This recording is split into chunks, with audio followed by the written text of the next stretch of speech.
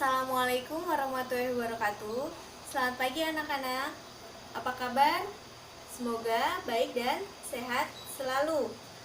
Hari ini kita belajar matematika lagi ya. Kita akan masuk ke bab 2. Namun alangkah lebih baiknya jika kita berdoa menurut agama dan kepercayaan kita masing-masing. Berdoa dimulai.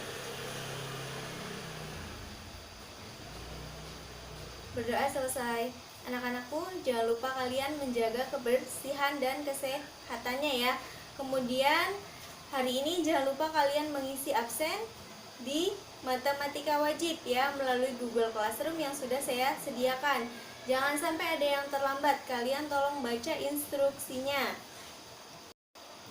Setelah minggu lalu kalian ulangan harian 1, berarti kali ini kita akan masuk ke materi bab 2, yaitu materi tentang pertidaksamaan rasional dan irasional.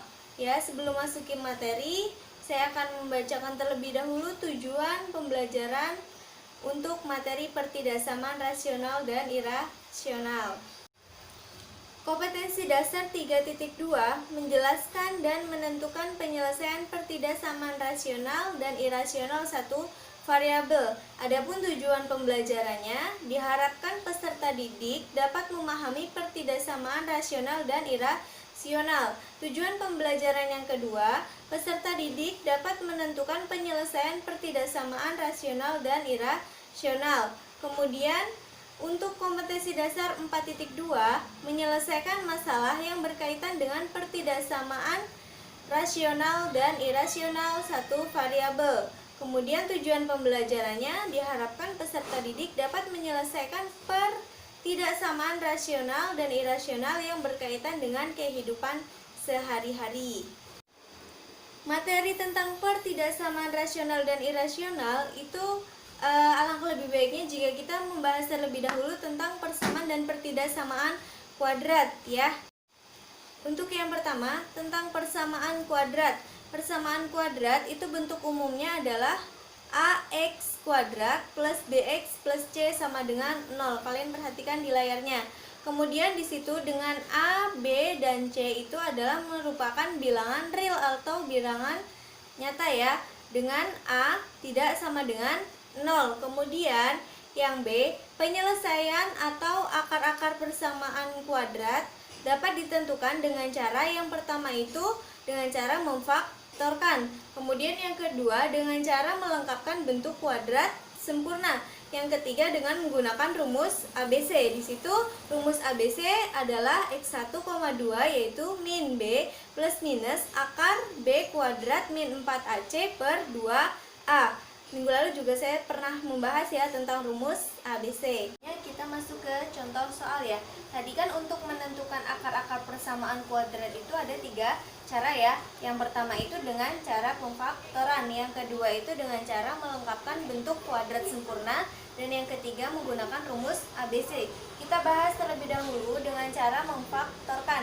Di sini soalnya tentukan akar-akar persamaan kuadrat x kuadrat ditambah 8x ditambah 12 sama dengan 0. Penyelesaiannya yang pertama dengan cara memfaktorkan. Ya, dengan cara memfaktorkan itu kan di sini ada x kuadrat plus 8x plus 12. Kita anggap x kuadrat itu posisinya sebagai a, kemudian 8x itu sebagai b, dan 12 itu sebagai c. Nah, bagaimana caranya kalau menggunakan cara pemfaktoran atau memfaktorkan itu? Kita ambil dua angka faktor dari 12 ya. 12 itu berarti kan 1 dikali 12, 2 dikali 6, kemudian 3 dikali 4, 4 dikali 3, selanjutnya 6 dikali 2, dan 12 dikali 1. Kita ambil dari angka ini yang ketika dikalikan dua angka ya. Dua angka kita anggap P dan Q. Yang ketika dikalikan menghasilkan 12. Kemudian ketika dijumlahkan menghasilkan 8. Kalau 1 dikali 12 benar hasilnya 12. Tapi kalau dijumlahkan 1 ditambah 12 bukan 8 kan, melainkan 13. Ataupun sebaliknya, kalau 12 dikurang 1 11. Jadi ini tidak memenuhi. Sekarang kita ambil kalau angka 2 dan 6 ya. Kalau 2 dikali 6 berapa? 12. 6 dikali 2 juga 12. Kemudian kalau 2 ditambah 6 berapa? 8. Jadi kita ambil dua angka ini, 2 dan 6. Ketika dikalikan menghasilkan positif 12 dan ketika dijumlahkan menghasilkan 8. Jadi faktornya adalah X plus 6 dikali X plus 2 sama dengan 0. Kemudian kita cari nilai X-nya. Untuk X plus 6 sama dengan 0, maka X sama dengan positif 6 pindah ruas menjadi negatif 6. Atau di sini X plus 2 sama dengan 0. Jadi X-nya sama dengan negatif 2. Jadi kita peroleh akar-akarnya adalah X1-nya sama dengan negatif 6 atau X2-nya sama dengan negatif 2. Nanti akan kita terapkan dengan cara melengkapkan bentuk kuadrat sempurna. Apakah hasilnya akan negatif 6 dan negatif 2 juga? Nanti kita bahas ya. Masih dengan soal yang sama ya. Soalnya yaitu X kuadrat plus 8X plus 12 sama dengan 0. Tapi caranya berbeda, yaitu cara yang kedua dengan cara melengkapkan kuadrat sempurna. Ya, untuk cara melengkapkan kuadrat sempurna, langkah pertama, persamaan dari X kuadrat plus 8X plus 12 sama dengan 0. Kita tentukan A-nya adalah 1 ya, yaitu X kuadrat. Jadi posisi A-nya itu sama dengan 1. Kemudian B-nya sama dengan 8 dan C-nya 12.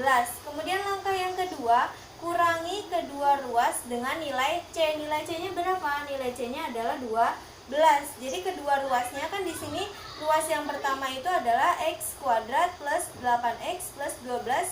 Itu ruas yang pertama sama dengan 0. 0 ini adalah ruas yang kedua. Kemudian di sini kan perintahnya adalah kurangi kedua ruas dengan nilai C. Nilai C-nya 12. Berarti X kuadrat plus 8X plus 12 dikurang 12 sama dengan 0 dikurang 12. Kita hitung X kuadrat plus 8X plus 12 dikurang 12, 0. Nggak perlu kita tulis ya. Kemudian sama dengan 0 dikurang 12 sama dengan negatif 12. Jadi hasilnya adalah X kuadrat plus 8X sama dengan min 12. Ke langkah yang ketiga, tambahkan B per 2A kuadrat. Tadi B-nya berapa? B-nya yaitu 8 dibagi 2A. A-nya adalah 1, berarti 2 dikali 1. Selanjutnya dikuadratkan. Sekarang 8. 8 dibagi 2 kali 1, 2. 8 bagi 2 adalah 4 ya. 4 dikuadratkan. 4 kuadrat adalah 16. Pada kedua ruas tadi kan di langkah kedua kita peroleh X kuadrat plus 8X sama dengan min 12. Nah, setelah itu kita tambahkan kedua ruasnya dengan 16. Jadi X kuadrat plus 8X plus 16 sama dengan min 12 plus 16. Jadinya berapa? Jadinya X kuadrat plus 8X plus 16 sama dengan 2, ini min 12 ditambah 16 yaitu positif 4. Jadi hasil di langkah ketiga adalah X kuadrat plus 8X plus 16 sama dengan 4. Untuk langkah yang keempat atau yang D, ubah ruas kiri menjadi bentuk kuadrat sempurna. X plus P kuadrat sama dengan Q. Tadi kan kita peroleh bentuk persamaannya di langkah ketiga adalah X kuadrat plus 8X plus 16 sama dengan 4. Kita rubah ke dalam bentuk X plus P kuadrat sama dengan Q ya. Nah, di sini X kuadrat plus 8X plus 16 kalau kita faktorkan, di sini kalau 16 itu kan berarti 1 dikali 16 ya. 16 itu kan berarti 1 kali 16. Kemudian 2 dikali 8, kemudian 4 dikali 4, 8 dikali 2, dan 16 dikali 1. Kita ambil dua angka yang ketika dikalikan menghasilkan berapa? 16. Ketika dijumlahkan menghasilkan positif 8. Berarti kan ini tidak memenuhi, tidak memenuhi, tidak memenuhi, tidak memenuhi. Hanya 4 dikali 4. 4 dikali 4 hasilnya positif 16. Kemudian 4 ditambah 4 hasilnya positif 8. Jadi hasil faktor dari X kuadrat plus 8X plus 16 adalah X plus 4 kuadrat sama dengan 4. Masuk ke langkah yang terakhir ya, cara melengkapkan kuadrat sempurna untuk menentukan akar-akar persamaan kuadrat. Langkah yang terakhir ini adalah menentukan akar dengan rumus X plus P C sama dengan plus minus akar Q. Tadi di langkah keempat kita peroleh X plus 4 kuadrat sama dengan 4 ya. Jadi di sini X plus 4 sama dengan plus minus akar 4. Kalau kita masukkan rumus ini ya. Jadi X plus 4 sama dengan akar 4 itu berapa? 2 ya.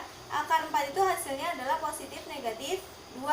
Ya, kalau positif 2 dikali positif 2 hasilnya 4. Negatif 2 dikali negatif 2 juga hasilnya 4. Kemudian kita cari nilai X1 dan nilai X2-nya. Yang pertama, karena di sini ada positif negatif, kita tulis yang positifnya dulu. Untuk X1 berarti X plus 4 sama dengan positif 2. Jadi X sama dengan 2, ini positif 4 pindah 2 menjadi negatif 4. X sama dengan 2 dikurang 4 yaitu negatif 2. Untuk X2-nya, X plus 4 sama dengan negatif 2. Jadi X sama dengan negatif 2, positif 4 pindah 2 menjadi negatif 4. X-nya sama dengan negatif 2, negatif 4 yaitu negatif 6.